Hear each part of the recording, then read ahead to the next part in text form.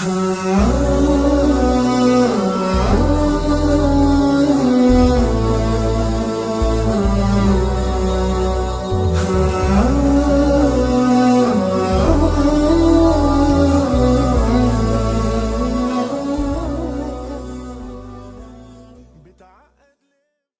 is a very important topic, and I think it would be negligent of us to not discuss it, especially considering recent events that have taken place in the GTA. I'm sure many of you, keeping up with the news, you've heard about the recent incident that took place on Danforth, where some people were harmed, and of course this is a tremendous loss to our city and to the community here.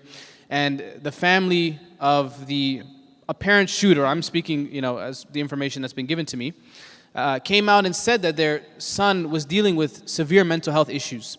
And he was failed by virtually every system that was put in place to help someone like him. Every safety net that was supposed to be there to ensure someone like him got the help they needed, unfortunately, was removed from him. And so again, our community now is at a crossroads. Many of us are talking about this more openly and trying to think about these issues more critically. I myself actually completed a series on YouTube. I don't know how many of you saw it through Glad Tidings Network. It's another media project that I run. We interviewed people who had dealt with mental health issues. We talked to mental health practitioners to try and shed more light on this particular topic. And alhamdulillah, we have a group of shuyukh and scholars and experts in this field that are going to lend us some of their expertise to this topic in particular today, inshallah. So firstly, I want to open the floor and ask Sheikh Navid Aziz, who's also speaking in the Canadian context, give us your thoughts on the recent tragedy, the many people who were harmed, and especially the news in light of that their child or the potential suspect in the crime did suffer from mental health issue. How do we as Canadians, how do we as Muslims digest information like that? When you look at such stories, subhanAllah, they are very tragic and there are a lot of lessons that can be learned. And I think that's the focus of tonight is what are the lessons that can be learned so that history does not repeat itself. The first thing we want to look at is that you can see that this family was struggling and even the individual themselves was picked up twice by the Mental Health Act, by the police themselves. So clearly even the police was not able to do something at that time. But this is not to take away anything from the police, it's more to focus on society itself. That there are going to be people that are struggling at all ages of life. Children as young as 6 years old are now developing anxiety orders.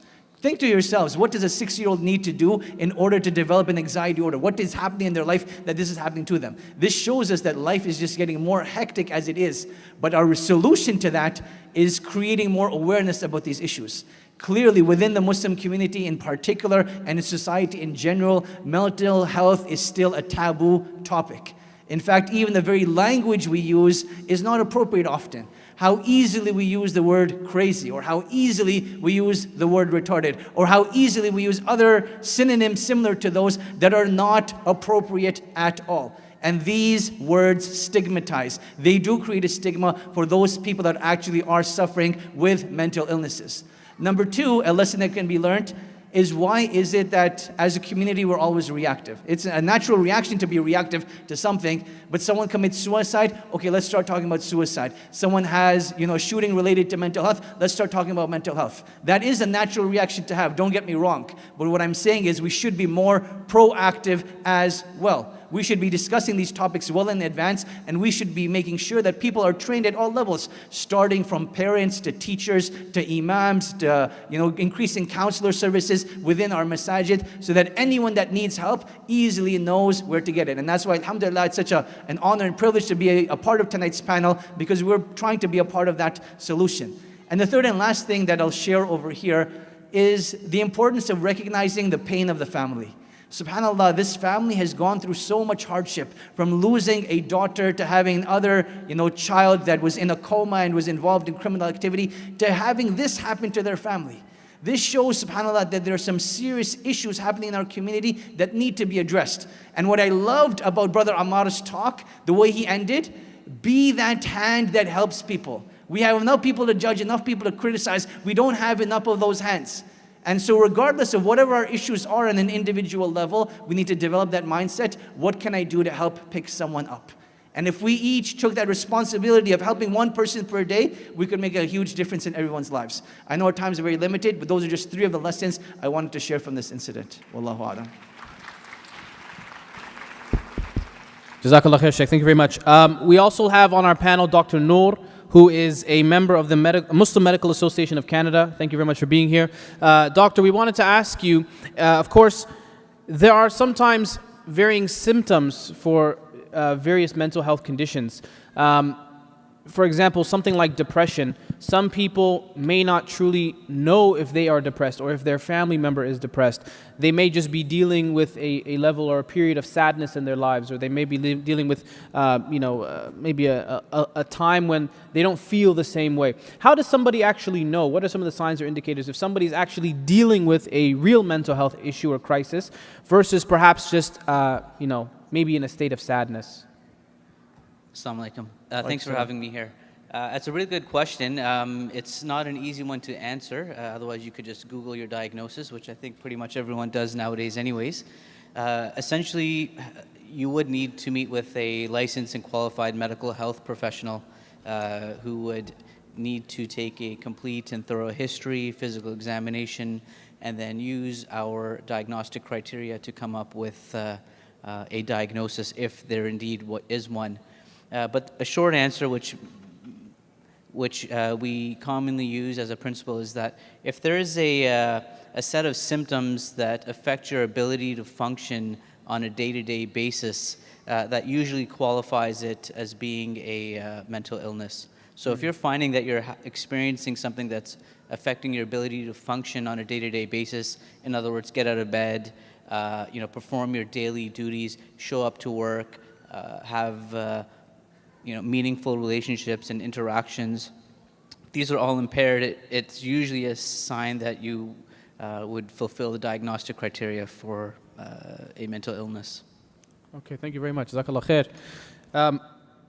Sheikh Yasir Qadi, it's an honor to have you here in Canada, alhamdulillah. Question for you. Is there a relationship between Iman and mental health? Some people will blanketly say that, you can't be a believer if you're depressed. You can't be a person who truly loves Allah subhanahu wa ta'ala if you're in a state of depression. Can you comment on that notion? Bismillahirrahmanirrahim. Alhamdulillah, wassalatu wassalamu ala rasulillah wa ala alihi wa sahbihi wa walaha ma ba'd. Jazakallah khair. That question is actually a little bit painful for me personally because, and I take full responsibility for my own mistakes, it was a common theme amongst many religious clergy, and this is something I heard from my teachers, but I take my responsibility for it, that if you have strong Iman, then you will not be depressed. You will not go under any type of depression. And that all you need to do to overcome, mental stress, anguish, grief, is to have a relationship with Allah. And again, I take my full responsibility for saying what I said, yet it must also be said that this is a common motif in many religious circles, and I heard many of my own respected teachers saying this, and I as well, at one phase of my life, said the exact same thing. And I used to say publicly on stage, and I used to give my Aqidah classes, and obviously I'm not a psychologist, but when I would be asked, I would go beyond my realm, which is one of the most common problems of many students of knowledge and ulama, that they go beyond their realm of expertise. And I would comment on something that I should not have commented on.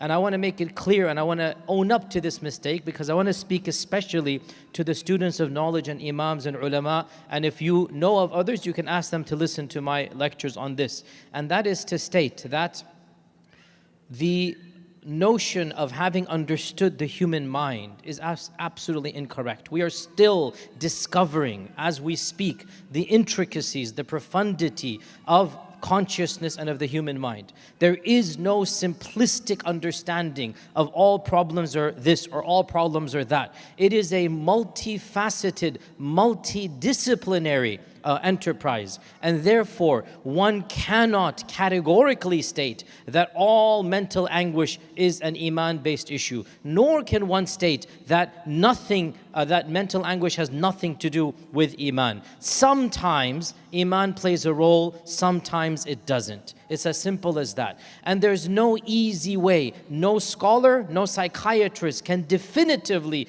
pigeonhole somebody. Sometimes it is multifaceted. What one can say, insha'Allah ta'ala, with a level of confidence is the following. Generally speaking, having good family, good friends, good faith is a helping mechanism. That's the max that can be said.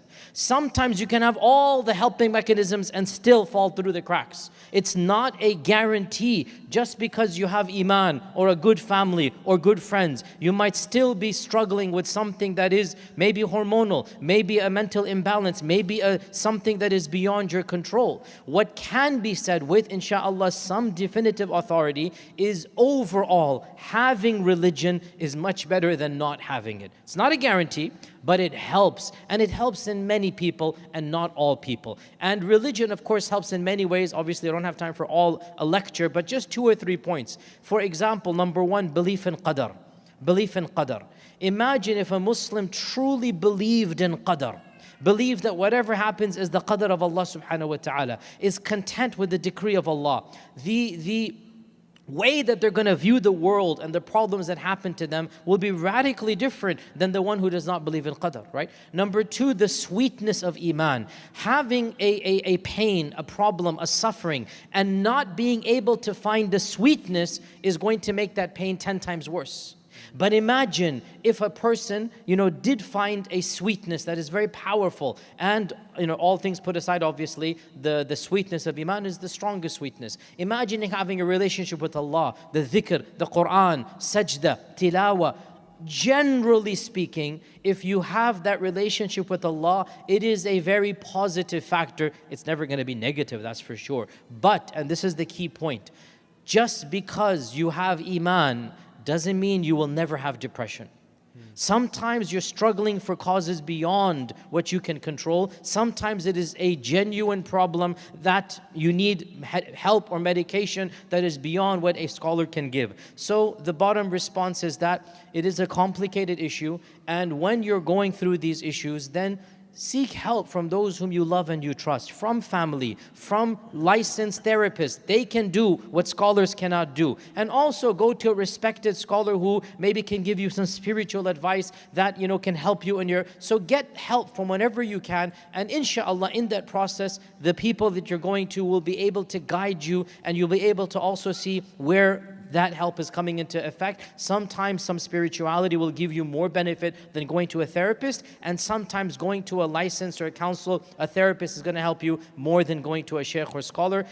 Go to both of the specialities, and insha'Allah ta'ala, obviously always make dua to Allah and help. And if you are, by the way, approached by somebody, like we just heard Ustad Nir and the others say, then be the helping hand. Insha'Allah ta'ala, together as a community, we can do our best to minimize. You can never prevent. We can minimize and fill in the gaps, and may Allah subhanahu wa ta'ala make it easier for all of us. Ameen. Jazakumullah khairan, Sheikh. Sheikh Abu Isa Namatullah, there's a term that is floating around, some people refer to it as social media depression. People who are consistently, we know many young people today are through Instagram, Facebook, Twitter and such, seeing images of people who live these lavish, luxurious lifestyles, people who are, because through social media you really only see the good moments. People report feeling down after they go on social media, or consistently being involved in social media makes them feel less content with maybe what Allah subhanahu wa ta'ala has given them. Can you comment on that? Is that something you've come across? That's a very specific question. If you want a very specific answer to that, then actually that's recognized in the books of fiqh as well. Really? Yeah, there's always been a discussion amongst the fuqaha about the desirability of showing one's fadl, or one's wealth, or one's favor of Allah subhanahu wa ta'ala that someone's been blessed with, and displaying that. Because you have this dichotomy. You are meant to, Allah subhanahu wa ta'ala is beautiful, He loves beauty, and this is a hadith which people misunderstand. There are people who flaunt and want to show off, and there are others that don't want to do that and are maybe well off, and they have very good tailors, and they have very good, they have a good job and they have good cars, and but they're completely unaware of the negative impact it's having on people who are either A, envying them, or B, they are being put into a completely, not because of their fault, but depressive states because they can't reach that, they can't achieve that, they believe that it's a loss. I remember when I was a lot younger and the Tabligh Jamaat, you know, Jamaat Tabligh, TJs, yeah? They used to, I still love them, but I used to love them a lot more, yani, when I had more time to be able to go out with them. And they used to, when they would go around their masjids, I never ever forgot as a youngster, one of the things that they would say. They would say that don't leave your belongings in the car and help your brother. Help your brother. And they meant that brother in humanity, Muslim, non-Muslim, i.e. don't put the temptation there to help them to steal something. Yani, it could be a normal person just walking past, sees an easy opportunity and just tempts them that bit too far. This idea that we take some kind of responsibility for other people's states is not a legal discussion, it's a holistic one. And so therefore, I do believe that Muslims have a holistic responsibility, a very difficult one to balance, because on one point, there's entertainment which is halal. Maybe you want to promote that you're going on a holiday. Maybe you want to show people how a halal entertainment looks like, whatever. But at the same time, you've got to be aware what that will make many people feel like, especially when we know that social media is about a few people that grab the headlines, that make it look like that this is exactly how the world lives, when 99.999% of the time people don't look like that, don't stand like that, don't hold the camera like that, don't look like this. The way that they shoot their house or their car, whatever, it's a rental car, it's an Airbnb house, they're just blagging everyone, right? They're winging it and they're trying to create it. So there is a lot more to this than, and I absolutely recognize this, as someone who has an interest in psychotropic medication as a speciality. There are now people that are needing to actually go onto psychotropic medications in order to actually deal with real clinical depression, not just symptoms, as a result of not being able to achieve. So it is actually a lot more serious than we may think. So I don't want to be saying it's haram for you to show your fun and your happiness on your Facebook feed so that other people are going to fall into depression. But I do believe, like the scholars said, the fuqaha from min bab from the kind of like I said, a more complete, holistic Islamic approach, not a legal one, not halal haram one, that we should be careful about what other people perceive from us, even though it's not our fault, technically, if other people fall into conditions. Very good answer. Jazakumullah khairan, Sheikh. We're going to just quickly do one more round, inshallah, and then we'll close off. Sheikh Navid, I think Abu Isa brought up a really interesting point, especially around maintaining positive mental health. Oftentimes we're reactionary when it comes to mental health. We talk about, what do we do if someone's in this state? But what should we do to keep ourselves in a positive state? Are there any remedies? Are there any solutions? Are there any examples from the Sunnah that we can implement in our own lives to keep ourselves in a healthy state of mind and in a healthy mental state? Excellent. Very good question, Puna. Jazakallah khair. 3 things that I can think of off the top of my head. Number one is that if you've ever seen someone go to Alcoholics Anonymous, and they show it on TV quite a bit, there's a prayer that they make. They say, "Oh God, grant me the courage to change the things that I can, the serenity to accept the things that I cannot, and the wisdom to know the difference." And there's a reason why they start off with these prayers, to recognize that there's a greater being that can help them. For a Muslim, this is Allah subhanahu wa ta'ala. And this is such a powerful thing for believers, that they have a Lord that can help them in any situation. So as Sheikh Yasser was mentioning, our iman, our faith, our aqidah definitely does play a huge role in this. So if when you know and believe that Allah subhanahu wa ta'ala is on your side, مَا وَدَّعَكَ رَبُّكَ وَمَا قَلَى, that your Lord has not abandoned you, nor does He detest you, this is perhaps one of the greatest blessings that believers have over non-believers. The fact that they know that their Lord is with them at all times. And there is a Lord that is willing to help them at all times and will help them at all times as long as they continue to ask Allah subhanahu wa ta'ala for that help. Now related to this very point, and that is point number 2, we find in the Quran a beautiful example of Yaqub alayhi salam, where he says, "Ashku bathi wa huzni ila Allah wa a'lamu min Allahi ma la ta'lamun." That I complain of my grief and sorrow to Allah subhanahu wa ta'ala, and I know of Allah that which you do not know. We talked about the second part of the ayah in point number 1. The first part of the ayah is talking to Allah subhanahu wa ta'ala about our problems.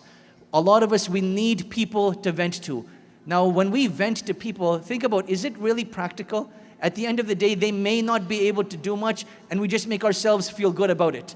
Imagine you're able to vent to someone that can actually change your situation. And this is what we learn about making dua to Allah subhanahu wa ta'ala. You complain of your weakness. You tell Allah of your weakness. You tell Allah of your hardship. And this is one of the essences of dua, that you're talking to Allah about your problems and asking for His help, recognizing your own weakness, recognizing His strength, recognizing your inability, and recognizing that He is capable of all things. And the third and last thing, you'll notice that there's huge emphasis on meditation in our day and age. Take some time to meditate. For the believer, this is salah. 5 times a day, you're commanded to completely disengage from this world and engage with Allah subhanahu wa ta'ala, engage with the life of the hereafter, spiritually rejuvenate yourself. That meditation is found in the salah. And this is one of the mental health practices that is advocated for in this day and age. We have that in salah if only we took it more seriously. So those are theory of the practices. Keep remembering your aqeedah and the positive thoughts about Allah subhanahu wa ta'ala. Continue to make dua to Allah subhanahu wa ta'ala and never give up on that. And seek help and strength in your prayer. May Allah subhanahu wa ta'ala make things easy. Wallahu a'lam. Wallahu a'lam. Jazakumullah khairan, Shaykh. Thank you very much. We'll go to Dr. Noor, inshallah.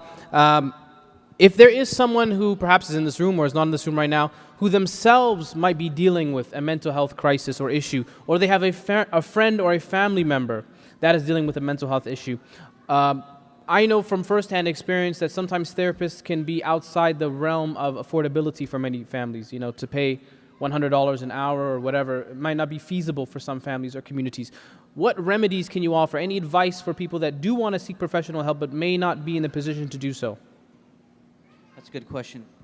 Is this on? That's a good question. May Allah grant all those with any sickness or illness shifa. Ameen. The Muslim Medical Association of Canada has put together some resources that people can directly access on our website. I'm sure we'll have the link up at some point where you can get access to coverage to meet with mental health care professionals covered through OHIP. We also have a list of Muslim psychiatrists who may be able to understand and provide care within the context of Islam. And we also have Muslim counselors who are also available at lower fees. And there are also organizations in the community that help subsidize some of these costs. So please don't let costs be a barrier. Please get your foot in the door. There are resources and things to reach out for, inshallah. Very good. And actually, we have the website. I'm sure most of you can see it on the screen behind you. Please do take that information down. Take a picture of it or type it down yourself. I think we'll just leave it up for another 10 or 15 seconds. But don't let that go by without taking note of it. I think that's a really great resource we should all have access to.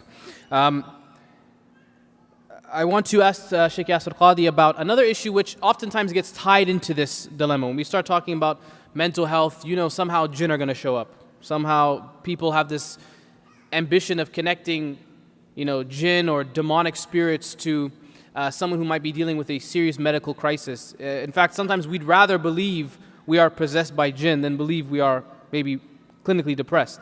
What are your thoughts on that? Bismillah. So the topic of mental health and jinns are obviously, once again, very multifaceted. Time is limited. I've given 2 lectures online about the reality of jinn. There's a lot of misconceptions in our community. And what I've discovered, and I'm not an expert raqi, but I've done enough ruqya and I've trained and studied and practiced enough to dabble in the field. And by the way, I don't do it anymore. So if anybody has issues, don't come to me. You can go to Abu Isa or somebody. I have enough to do on my plate with this regard. But my point is that I've dabbled enough to know that the vast majority of times people think that there's some type of force or demonic possession or jinn. It's actually a figment of their imagination. Okay? Culturally speaking, all Muslim cultures love to blame, and this isn't a Desi thing, it's an Arab, it's an Afghani, it's every culture out there. Anything happens, nazar lag gayi. Anything happens, kisi ne jadoo kiya. You know, it's just like the default, you know? Like your food didn't come out good and you blame a jinn. No, maybe you just didn't add the salt you needed to add, you know? Your business is failing, you blame a jinn. Maybe you didn't add the salt in the food that you're selling for the business. So my point is, instead of blaming something, you know, external, supernatural, my own humble experience in this field, the vast majority of times, there's nothing to do with anything that's metaphysical. Okay, it's meaning, by here I mean demonic or jinn. Sometimes there could be obviously a mental issue or something that is genuinely, a problem, but not from the spiritual or from the metaphysical side. Yes, once in a blue moon, and by the way, Muslims aren't the only religion that believe in this. You should all be aware that Catholics, for example, they actually have a type of priest that licensed, that trains, the Vatican approves. It's very rare, but there is a department in the Vatican, and I'm not joking about this, where specific priests are trained in the art of possession and demonic, expulsion and whatnot, and they are licensed. Now, according to Catholic law, and I wish we Muslims did the same, by the way, we should do the exact same thing. You do not get to that priest until you have seen a number of psychiatrists and they all say, we don't understand what's going on, right? You can't get to that person without having gone through the proper channels, okay? The majority of times, the vast majority of times, it's nothing to do with the other world. It's to do with our own world, our own issues. And we just want to find an easy way out and find a blame here and there. Yes, it is true, and I've dealt with some cases, and my online lectures will give you some more. Very rarely, there's things involved that truly are from the other world. And in that case, yes, we need to bring in an expert raqi, an expert person who does these things. And of course, that has its methodology and procedure. However, here's a simple point.